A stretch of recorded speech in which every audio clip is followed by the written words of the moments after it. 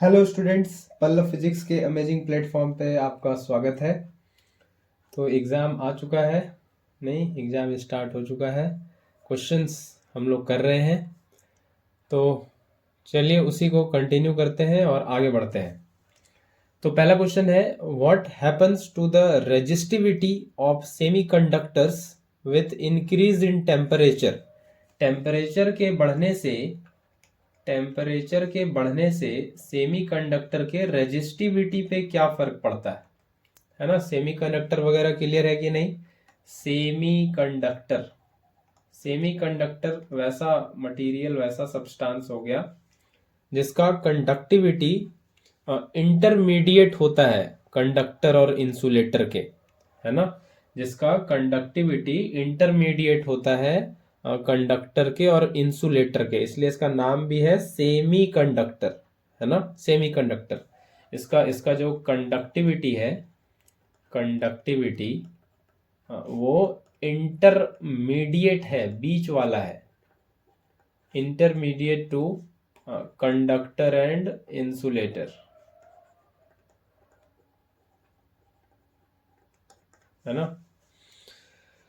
ठीक है, तो यहां हमको पूछा है कि रेजिस्टिविटी क्या होगा सेमीकंडक्टर का टेम्परेचर के बढ़ने के साथ। तो रेजिस्टिविटी क्लियर है क्या, पहले ये सब टर्म्स क्लियर होना चाहिए। रेजिस्टिविटी है ना, कहाँ देखा आपने इसको, ये देखा होगा R equal to rho l by a के फॉर्मूले में। यहाँ ये रेजिस्टिविटी आता है रो। क्या होता है रेजिस्टिविटी? रेजिस्टिविटी मटेरियल का प्रॉपर्टी है ना, जिससे वो कंडक्टर जिस मटेरियल से बना है बेसिकली उसके उसके बारे में ये आइडिया देता है। तो रेजिस्टिविटी मटेरियल का, उस कंडक्टर के मटेरियल का प्रॉपर्टी है जो ये बताता है कि वो करंट के रास्ते में कितना रुकावट पैदा करेगा, है ना। उसी का ये मेजरमेंट है, उसी का ये एक वैल्यू भी इसके साथ असाइन करते हैं रेजिस्टिविटी के वैल्यू के साथ, कि इस मटेरियल का रेजिस्टिविटी वैल्यू ये है, इस मटेरियल का रेजिस्टिविटी वैल्यू ये है ना। तो रेजिस्टिविटी क्या है कि बेसिकली रेजिस्टिविटी मटेरियल का प्रॉपर्टी है जो ये बताता है कि वो करंट के रास्ते में कितनी ज़्यादा रुकावट पैदा करेगा, कितना ज़्यादा ऑब्स्ट्रक्शन हिंड्रेंस लाएगा करंट के रास्ते में। तो वो प्रॉपर्टी है रेजिस्टिविटी, है ना। ठीक है, तो ये समझ गया। तो ये कह रहा है कि रेजिस्टिविटी जो है टेम्परेचर के बढ़ने के साथ, टेम्परेचर के बढ़ने के साथ रेजिस्टिविटी बढ़ता है। रेजिस्टिविटी और बढ़ेगा तो कंडक्शन में और दिक्कत आएगी, नहीं करंट के रास्ते में और दिक्कत आएगी, तो कंडक्टिविटी क्या हो जाएगा, कंडक्टिविटी होगा कम। ये बस आइडिया दे रहा है। रेजिस्टिविटी बढ़ेगा तो कंडक्टिविटी कम हो जाएगा, नहीं करंट के रास्ते में ज़्यादा रुकावट होगा तो करंट कम फ्लो करेगा, यानी कंडक्टिविटी घट जाएगा। तो टेम्परेचर के बढ़ने से क्या होता है ना, टेम्परेचर के बढ़ने से क्या होता है सेमीकंडक्टर के केस में। सेमीकंडक्टर के केस में टेम्परेचर के बढ़ने से क्या होता है, रेजिस्टिविटी बढ़ता है कि घटता है। ये वाला कहानी तो हम बता दिए कंडक्टर के लिए, है ना, कंडक्टर के लिए। लेकिन सेमीकंडक्टर ना एक अलग सिनेरियो, ये अलग दुनिया है। सेमीकंडक्टर बिल्कुल अलग सिनेरियो है, इसका अलग गेम चलता है बिल्कुल। सेमीकंडक्टर में क्या होता है, सेमीकंडक्टर में बात करते हैं हम लोग दो बैंड्स की, है ना। एक होता है वैलेंस बैंड, ठीक है, ये एक होता है कंडक्शन बैंड, और दोनों के बीच ये होता है बैंड गैप। अलग दुनिया है सेमीकंडक्टर की। तो क्या होता है, जब आप इसको हीट एनर्जी देते हो, जब टेम्परेचर बढ़ाते हो, हीट एनर्जी देते हो, तो क्या होता है कि वैलेंस बैंड में जो इलेक्ट्रॉन है, यहाँ जो इलेक्ट्रॉन है ये उठ के जाता है कंडक्शन बैंड में, है ना। यहाँ से इलेक्ट्रॉन उठ के जाता है कंडक्शन बैंड में, है ना। और ये इलेक्ट्रॉन का यहाँ से वैलेंस बैंड से कंडक्शन बैंड में जो जा रहा है, यहीं से कंडक्टिविटी डिफाइन होती है सेमीकंडक्टर की, है ना। बिल्कुल अलग सिनेरियो है सेमीकंडक्टर। तो सेमीकंडक्टर में कंडक्टिविटी का मतलब ये है, कंडक्टिविटी के मायने ये हैं सेमीकंडक्टर में, कि वैलेंस बैंड से इलेक्ट्रॉन चल चल के उठ के कहाँ जा रहा है, कंडक्शन बैंड में, तभी सेमीकंडक्टर कंडक्टिविटी दिखाता है। यही देखो, यही आप करते हो कहाँ पे, जो जो सोलर वाला यूज करते हो आप, वो सोलर सेल, है ना। तो क्या करते हो, उसको छत पे रखते हो जाके, है ना, या जो सड़क पे भी लगा होता है सोलर वाला, वो क्या करता है, वो चार्ज कर लेता है, फिर रात में जलता है, वो क्या होता है वो, तो वो जब सनलाइट का एनर्जी जब पड़ता है, वो सेमीकंडक्टर का बना होता है, नहीं, वो उसका सोलर पैनल, सोलर सेल जो है, वो जब सनलाइट का एक्सपोजर जब उस पर पड़ता है तो क्या होता है, वैलेंस बैंड से ये ऐसे इलेक्ट्रॉन चल चल के कंडक्शन बैंड में जाते हैं, है ना, और यहीं से करंट कॉन्स्टिट्यूट होता है। ये जो इलेक्ट्रॉन यहाँ से फ्लो होता है ना वैलेंस बैंड से कंडक्शन बैंड में, करंट यही तो है, इलेक्ट्रॉन का फ्लो ही तो है।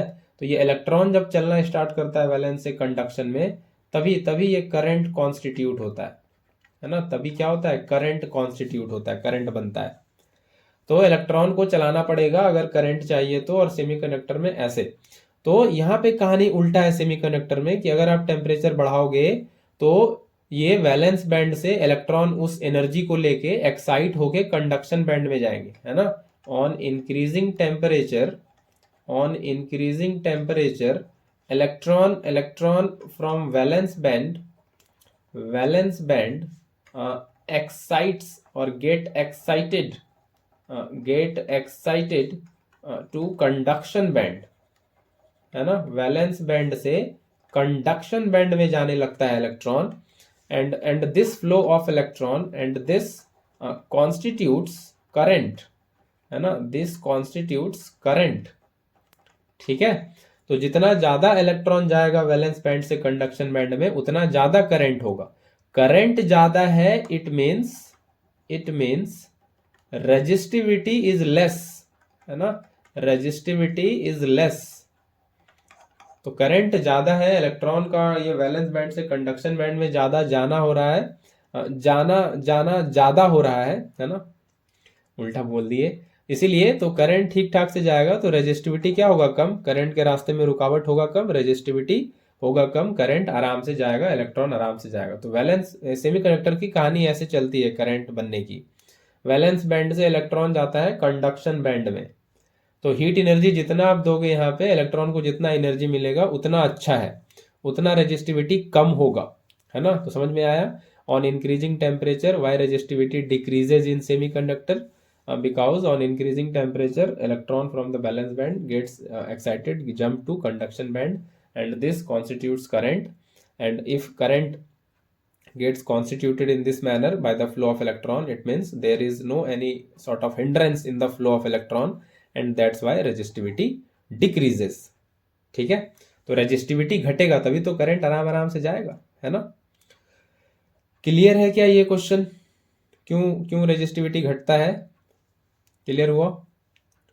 तो आगे बढ़ते हैं, ये पीछे लास्ट में हम क्यों आ गए। अब चलें अगले क्वेश्चन पे, सेकेंड क्वेश्चन पे, ये रहा। तो एक्सप्लेन करने बोला है कि why the work done by a fielder when he takes a catch in a cricket match is negative. तो क्वेश्चन पूछा है कि क्रिकेट मैच में जब कोई फील्डर कैच लेता है तो work done by the fielder is negative, ऐसा क्यों। तो वर्क डन होता है क्या, ये होता है फोर्स और डिस्प्लेसमेंट का डॉट प्रोडक्ट, है ना। और फोर्स और मैग्नीट्यूड वाइज लिखें तो ये एफ एस कॉस थीटा, है ना, एफ एस कॉस थीटा।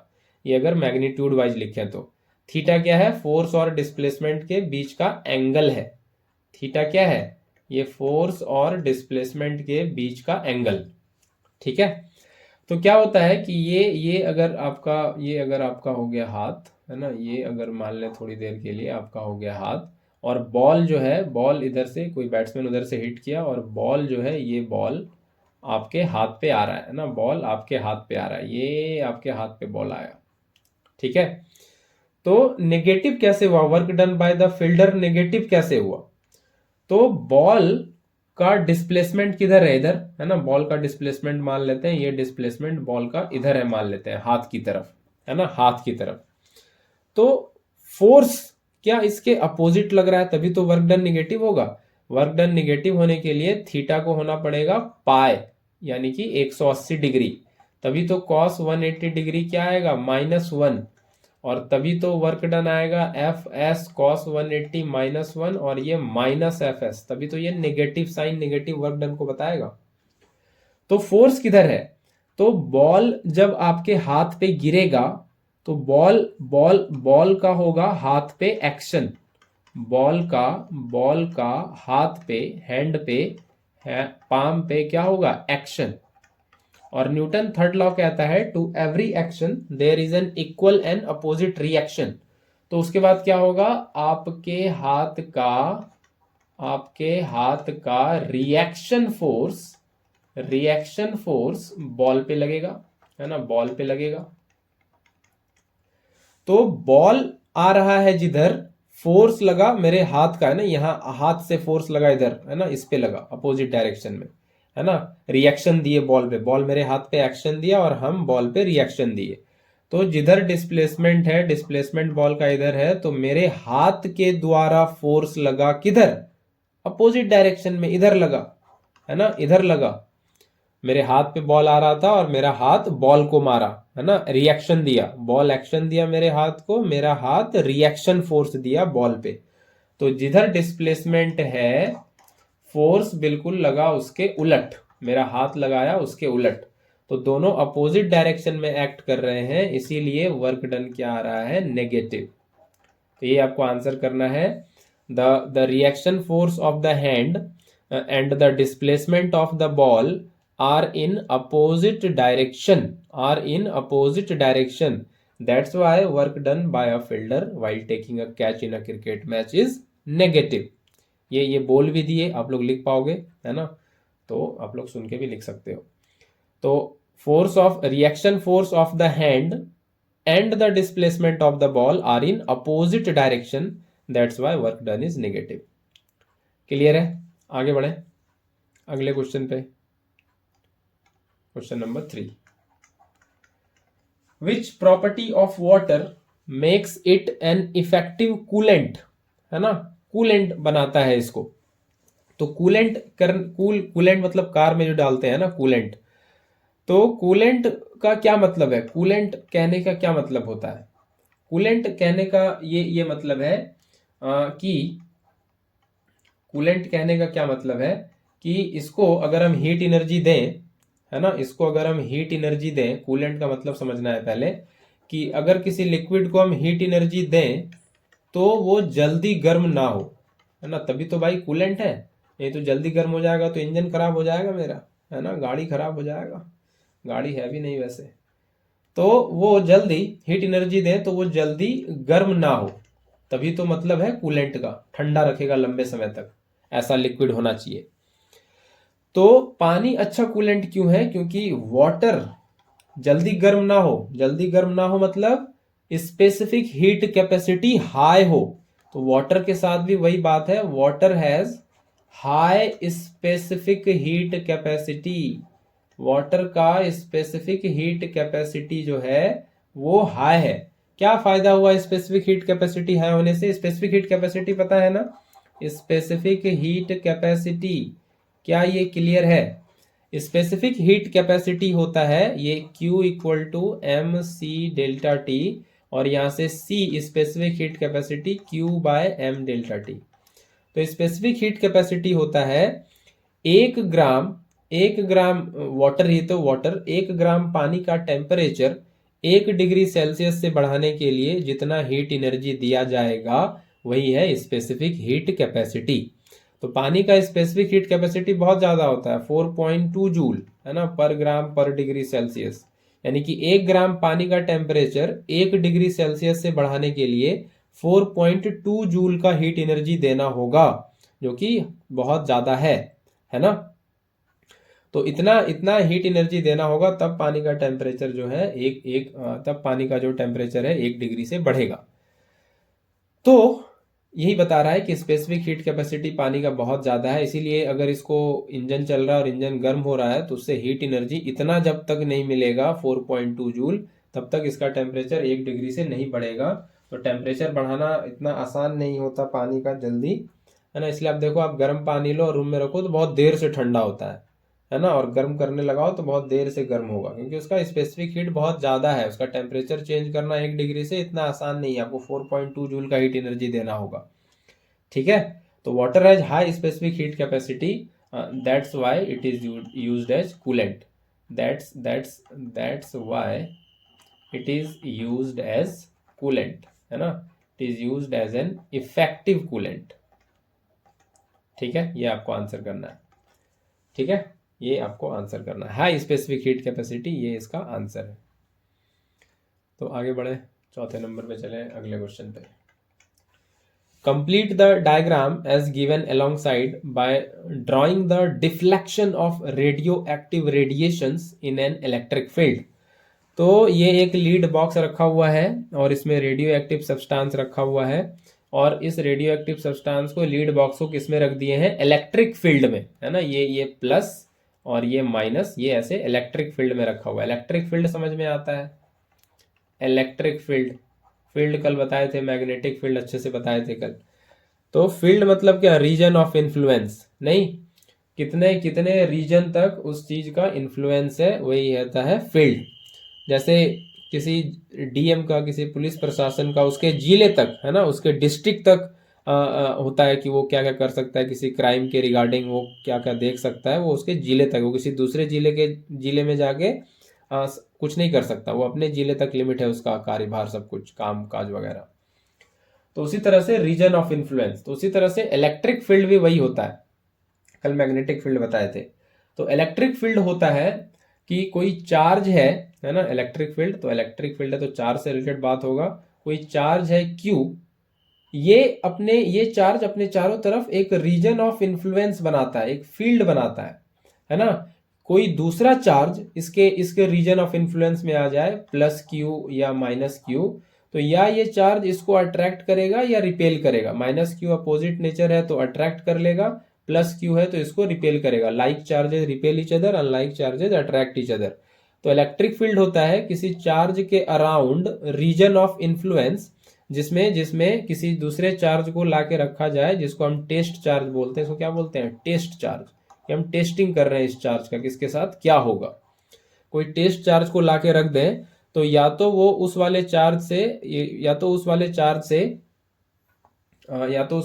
से क्या हो जाएगा, अट्रैक्ट हो जाएगा या रिपेल हो जाएगा, है ना, अट्रैक्ट हो जाएगा या रिपेल हो जाएगा। ये होता है इलेक्ट्रिक फील्ड का मतलब। तो किसी चार्ज के अबाउट जो रीजन ऑफ इन्फ्लुएंस बन रहा है उसी को इलेक्ट्रिक फील्ड कहते हैं, जिसमें इलेक्ट्रिक फोर्स एक्सपीरियंस किया जा सकता है किसी और दूसरे चार्ज के द्वारा, जब हम उसको उस चार्ज के आसपास रखते हैं। तो उसी तरह से रेडियो एक्टिव रेडिएशन को इस इलेक्ट्रिक फील्ड में रखा हुआ है, और इलेक्ट्रिक फील्ड की ये प्रॉपर्टी है कुछ कि वो पॉजिटिव वाले एंड से निकल के नेगेटिव एंड में जाके टर्मिनेट कर जाती है ना। पॉजिटिव वाले एंड से इमेनेट करती है, ओरिजिनेट करती है, सब आप पढ़ोगे इलेक्ट्रिक फील्ड जब पढ़ोगे 11th में डिटेल में, 12th में सॉरी, तो फिर आपको ये समझ में आएगा इलेक्ट्रिक फील्ड वगैरह। तो अभी आपको ज़्यादा कुछ इसमें दिमाग नहीं लगाना है, अदरवाइज हम इलेक्ट्रोस्टेट पढ़ाने बैठ जाएंगे, बस सारा लेक्चर खत्म हो जाएगा। तो टाइम वेस्ट नहीं करते। अभी आपको बस इतना ध्यान रखना है कि यहाँ से ये रेडियो एक्टिव सब्सटेंस है, रेडियो एक्टिव सब्सटेंस है तो ये रेडिएशन इमिट करेगा। कौन कौन सा, अल्फा, बीटा, गामा, ये 3 रेडिएशन इमिट करेगा, है ना। अल्फा मतलब ये डबली चार्ज्ड हीलियम आयन 2He4, है ना, ये डबली चार्ज्ड हीलियम आयन, ये पॉजिटिव आयन है ना। बीटा क्या है, ये इलेक्ट्रॉन वाला, है ना, नेगेटिव चार्ज, है ना, ये इलेक्ट्रॉन वाला, ये नेगेटिव चार्ज, ये नेगेटिव चार्ज, और गामा तो नो चार्ज न्यूट्रल, है ना। तो बीटा ये नेगेटिव चार्ज है, अल्फा ये पॉजिटिव चार्ज है। तो बहुत क्लियर है यहाँ पे कि इससे जो रेडिएशन निकलेगा, तीनों अल्फा बीटा गामा, जो पॉजिटिवली चार्ज्ड है वो निगेटिव प्लेट की तरफ, यानी कि इसकी तरफ आ जाएगा। जो नेगेटिव चार्ज है वो ये पॉजिटिव प्लेट की तरफ आ जाएगा, और जो न्यूट्रल है वो किसी की तरफ नहीं जाएगा, वो अनडेविएटेड अनडिफ्लेक्टेड सीधे निकल जाएगा, है ना।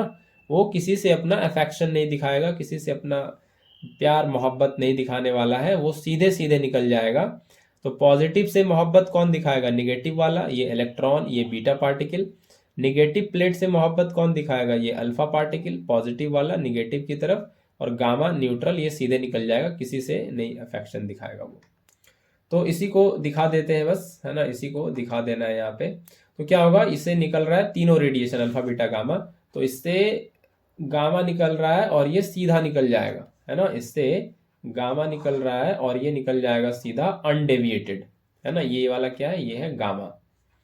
और क्या होगा, इससे निकलेगा अल्फा, और अल्फा किधर जाएगा, वो डबली चार्ज हीलियम आयन है, पॉजिटिवली चार्ज, तो वो जाएगा निगेटिव की तरफ, निगेटिव प्लेट की तरफ। तो ये यहां से निकलेगा तो ये इस प्लेट की तरफ जाएगा, ये क्या होगा, ये होगा अल्फा। और इससे निकलेगा क्या, बीटा, निगेटिवली चार्ज, वो जाएगा पॉजिटिव की तरफ, ये इधर चले जाएगा, है ना, ये इधर चले जाएगा बीटा। ठीक है, ये इधर चले जाएगा बीटा इस प्लेट की तरफ। तो नेगेटिव वाला पॉजिटिव की तरफ, पॉजिटिव वाला नेगेटिव की तरफ, और न्यूट्रल वाला सीधे निकल जाएगा। ये सख्त है बिल्कुल, है ना, ये सख्त है। जाकिर वाला याद आ गया, सख्त है ये गामा, इसका किसी से लगाव नहीं है, किसी से अफेक्शन नहीं है। ठीक है, आगे बढ़ते हैं, आगे चलते हैं और देखते हैं क्या है क्वेश्चन। क्वेश्चन नंबर 5, तो ये है, what do you mean by scattering of light. क्या होता है स्कैटरिंग, है ना, स्कैटरिंग क्या होता है, तो पहले इसका डेफिनेशन लिखे हैं बढ़िया वाला। तो स्कैटरिंग होता है, scattering is scattering of light is absorption and re-emission, absorb करता है और फिर री एमिट करता है, री emission of light rays, absorption and re-emission of light by the particles of atmosphere, by atmospheric particles, by particles of atmosphere whose size is smaller or comparable than wavelength of light। तो ये है scattering का phenomena. तो क्या होता है कि जो सनलाइट से लाइट आ रहा है वो जब अर्थ के एटमॉस्फेयर में आता है ना, वो जब अर्थ के एटमॉस्फेयर में आता है तो जो एटमॉस्फेयर के पार्टिकल्स हैं जिसका साइज कंपेरेबल या छोटा होता है लाइट के वेवलेंथ से, वैसे वैसे वैसे वेवलेंथ को, वैसे लाइट को जिसका वेवलेंथ जो पार्टिकल का साइज है, जिसका साइज वेवलेंथ से काफी, लाइट के वेवलेंथ से काफी कम है, वैसे लाइट को क्या करता है वो पार्टिकल स्कैटर कर देता है, बिखेर देता है ना, बिखेर देता है। इसी फेनोमेना को स्कैटरिंग कहते हैं। तो वो पार्टिकल पहले एब्जॉर्ब करता है और री एमिट करता है, एब्जॉर्प्शन री एमिशन, एब्जॉर्प्शन री एमिशन, है ना। तो ये जो एटमॉस्फेयर के पार्टिकल हैं ये वाला हरकत करते हैं ये, लेकिन उसी को करते हैं जिसका वेवलेंथ थोड़ा कंपेरेबल होता है पार्टिकल के साइज से, सबको नहीं करते, है ना।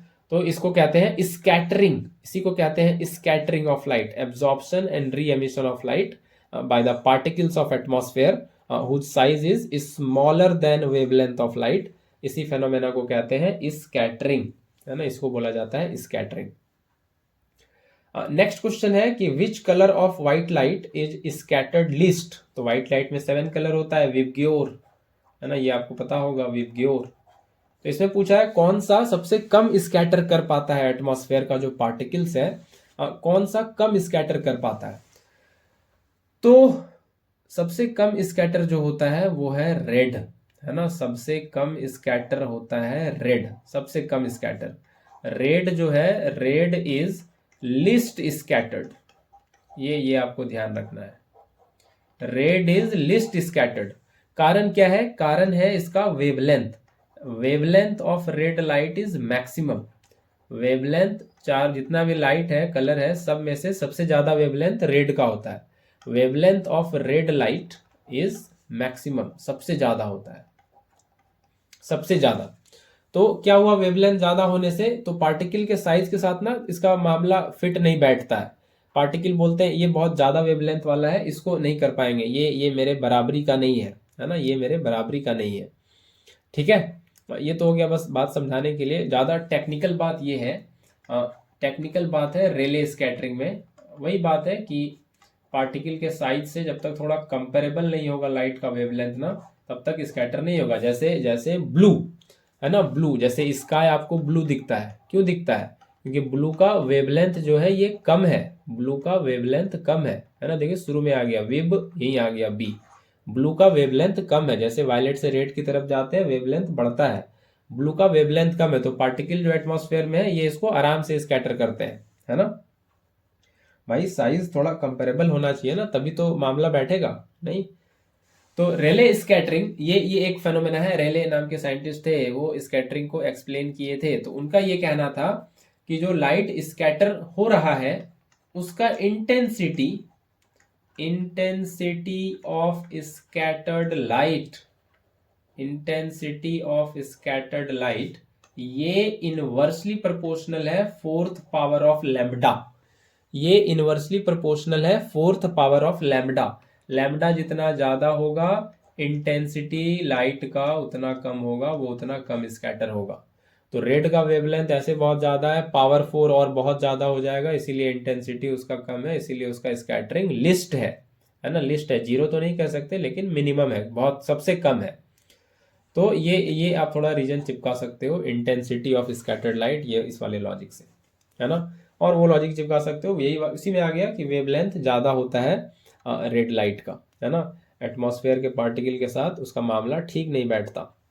तो एटमॉस्फेयर का जो पार्टिकल है ना, छोटे वेवलेंथ वाले लाइट को ज़्यादा स्कैटर करता है, जो उसके साथ थोड़ा कंपेरेबल साइज का है ना, वेवलेंथ जो कंपेरेबल है पार्टिकल के साइज से, उसके साथ वो थोड़ा स्कैटरिंग तगड़ा करता है, उसके साथ एब्जॉर्प्शन री एमिशन बढ़िया होता है। ये आप जब रैले स्कैटरिंग पढ़ोगे ना 12th क्लास में बहुत डिटेल में, अभी तो 10th 9th लेवल पे आप इतना ही समझो फिलहाल, रैले स्कैटरिंग जब डिटेल में पढ़ोगे तब समझ में आएगा ये सारी गहरी बात, ठीक है। तो आपको हम हायर चीज़ बता रहे हैं अभी 10th लेवल पे, है ना, थोड़ा आपका आंसर अलग हो, थोड़ा यूनिक हो, ठीक है। आगे चलें, क्वेश्चन नंबर 6 देखें। तो ये 5 ही था ना, हाँ 5 था। क्वेश्चन नंबर 6 देखते हैं। ये state the dependence of angle of deviation on the refractive index of the material of the prism on the wavelength of light. तो एंगल ऑफ डेविएशन कहाँ बनता है प्रिज्म में, एंगल ऑफ डेविएशन, तो ये रहा प्रिज्म, दिस इज प्रिज्म, दो this is not a prism but चलिए मान लेते हैं, प्रिज्म ऐसा नहीं होता, उसका रेक्टेंगुलर बेस होता है। ये प्रिज्म है, ट्रायंगुलर मान लेते हैं थोड़ी देर के लिए समझने के लिए कि ये प्रिज्म है, ठीक है। इस पे ये रे ऑफ लाइट गिरा और ये रहा यहाँ नॉर्मल, ये रेयरर से डेंसर है ना, इधर क्या है एयर और इधर है ग्लास, तो रेयरर से डेंसर जा रहा है तो नॉर्मल की तरफ बेंड करेगा, ये कर गया नॉर्मल की तरफ बेंड, और फिर से यहाँ पे नॉर्मल, और ये ऐसे बाहर निकल जाएगा नॉर्मल से दूर, क्योंकि डेंसर से रेयरर जा रहा है तो नॉर्मल से दूर चले जाएगा। ये एंगल आई और ये एंगल ई, है ना, और ये angle R. Angle of emergence इसको कहते हैं, ई को, जो इमरजेंट रे नॉर्मल के साथ बनाता है उसको एंगल ऑफ इमरजेंस कहते हैं। तो एंगल ऑफ डेविएशन वाला एंगल अब कहाँ आ रहा है इसमें, तो क्या होता अगर ये प्रिज्म नहीं होता, है ना, अगर तुम ना होते, अगर ये प्रिज्म नहीं होता तो ये इंसिडेंट लाइट क्या होता, ऐसे सीधे निकल जाता, है कि नहीं। प्रिज्म नहीं होता तो कोई रिफ्रैक्शन नहीं, कोई बेंडिंग नहीं, ये लाइट सीधे निकल जाता, ये वाला होता ही नहीं, ये बेंडिंग ये इमरजेंट रे ये सब कहानी बनती ही नहीं। तो क्या हुआ, ये प्रिज्म के आ जाने से ये इमरजेंट रे अपने रास्ते से, इस इमरजेंट रे को हम पीछे बढ़ाएं तो हमको दिख रहा है कि ये अपने रास्ते से इतना भटक गया, इतना डेल्टा, इसी एंगल को कहते हैं, इसी डेल्टा को angle of deviation. Incident ray अपने रास्ते से कितना भटक गया, इसी को कहते हैं angle of deviation. Angle made by incident ray and emergent ray when produced backward, ये है एंगल ऑफ डेविएशन, ठीक है, इसी को एंगल ऑफ डेविएशन कहते हैं।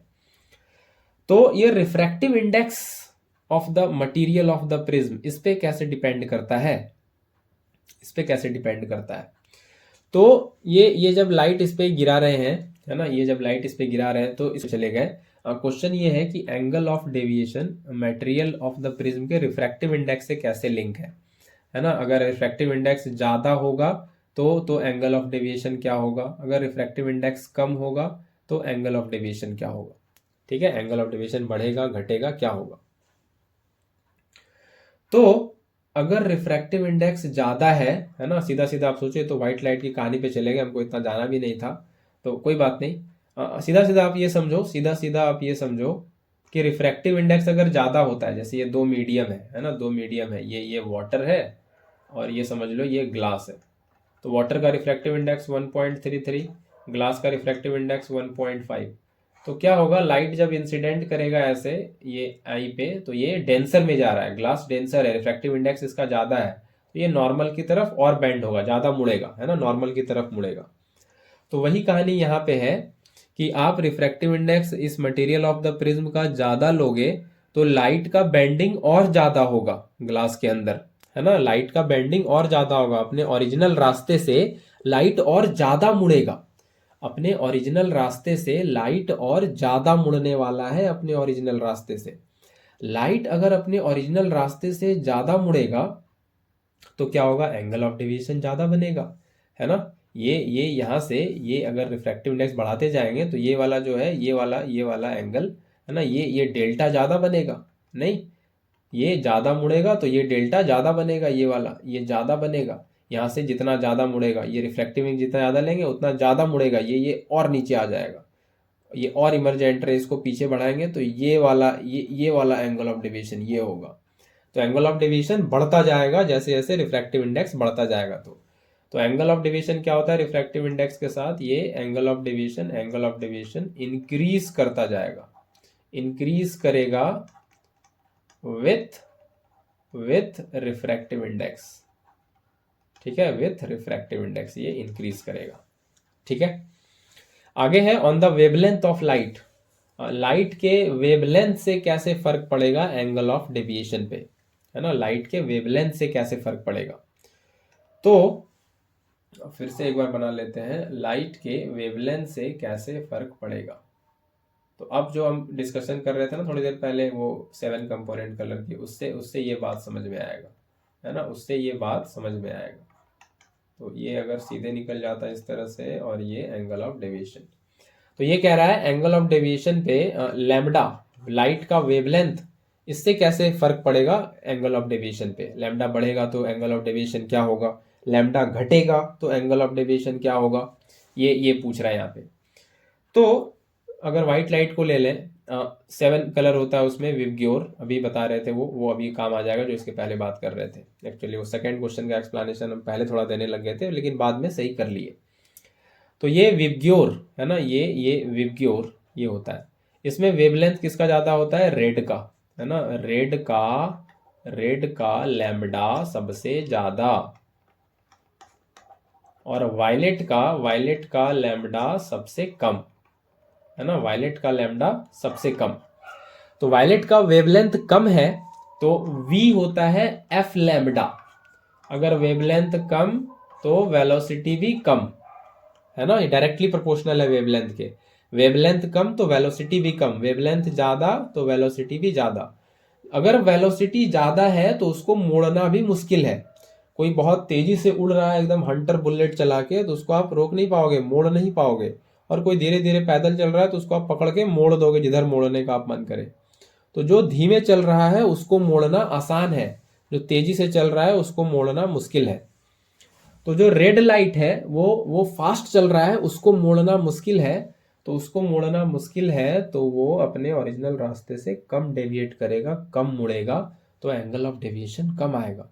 वायलेट है ना, ये 7 कंपोनेंट कलर में टूटता है ना ऐसे, ये इस तरह से, ये 7 कंपोनेंट कलर में भी बनाए थे पहले, फिर बना रहे हैं, ये इस तरह से टूटता है। तो ये violet, indigo, blue, green, yellow, orange, और एक इधर रहा रेड। तो रेड सबसे कम मुड़ा अपने ओरिजिनल रास्ते से। जैसे ये एंगल ऑफ इंसिडेंस गिराए थे, ये टूटने के बाद ये देखो आप कि ये वायलेट सबसे ज्यादा मुड़ गया, है ना, बहुत ज्यादा मुड़ गया अपने ओरिजिनल रास्ते से। रेड सबसे कम मुड़ा, तो ये ओरिजिनल रास्ता ये है, तो ये एंगल ऑफ डेविएशन रेड का ये कम है। फिर ऑरेंज का ज्यादा, येलो का और ज्यादा, है ना, ग्रीन का और ज्यादा, ब्लू का और ज्यादा, इंडिगो का और ज्यादा, और वायलेट का सबसे ज्यादा। तो जिसका वेवलेंथ कम है वो ज्यादा मुड़ता है क्योंकि उसका स्पीड कम है, उसको मुड़ना आसान है, और उसका एंगल ऑफ डेविएशन भी ज्यादा आता है। ये पूरा यहाँ से यहाँ तक आएगा एंगल ऑफ डेविएशन, है ना। तो यहाँ से यही क्लियर हुआ कि वेवलेंथ अगर ज्यादा है, लैम्डा ज्यादा है, तो एंगल ऑफ डेविएशन डेल्टा आएगा कम, है ना। इनवर्सली रिलेशन हो गया, इनवर्स रिलेशन हो गया। जैसे रेड का वेवलेंथ ज्यादा है वो कम मुड़ा तो एंगल कम बनेगा, वायलेट ज्यादा मुड़ा तो एंगल ज्यादा बनेगा, एंगल ऑफ डेविएशन। क्लियर हुआ क्या। तो सेकंड क्वेश्चन का आंसर यही करना है, ये डेविएशन जो एंगल ऑफ डेविएशन ये डिक्रीजेस, ये डिक्रीज कर जाता है विथ इंक्रीज इन वेवलेंथ, है ना, इंक्रीज इन वेवलेंथ। ठीक है, ये डिक्रीज कर जाता है विथ इंक्रीज इन वेवलेंथ। तो क्लियर हुआ। रिफ्रैक्टिव इंडेक्स के साथ बढ़ेगा, वेवलेंथ के साथ घटेगा। ठीक है, साथ बढ़ेगा और वेवलेंथ बढ़ने के साथ घटेगा। तो ये आई होप क्लियर हुआ होगा आपको। आज इतना ही रखते हैं, मिलेंगे फिर अगले लेक्चर में कुछ और भी क्वेश्चंस के साथ। Till then take care, bye bye.